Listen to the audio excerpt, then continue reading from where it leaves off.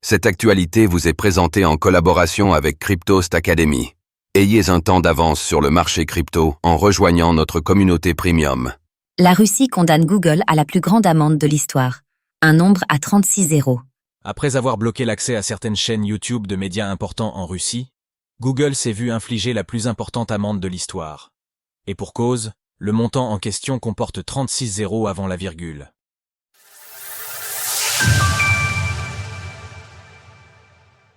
En Russie, Google reçoit une amende de 2x10 circumflex 36 roubles. Cette semaine, Google s'est vu infliger la plus grande amende de toute l'histoire en Russie.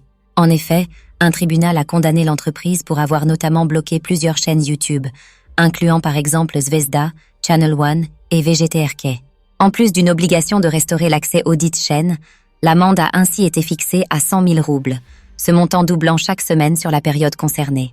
Au total, cela a donc été estimé à un nombre comportant 36 zéros avant la virgule.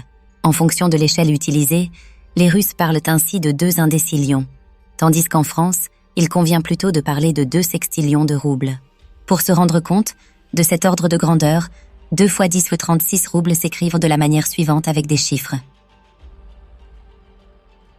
2000,00000000000.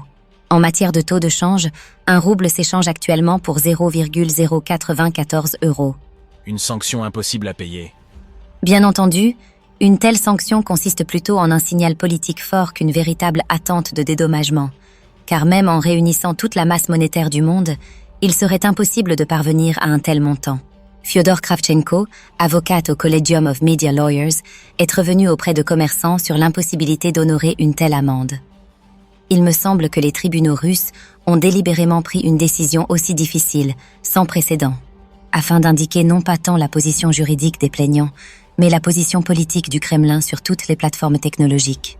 Il était évident que cette décision était inapplicable.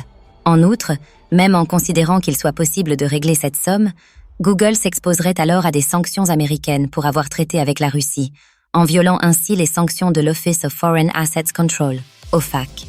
De son côté, Sergei Ermolenko, avocat pour le cabinet Orlova-Ermolenko, explique que cette décision de justice peut être motivée par la position dominante occupée par Google.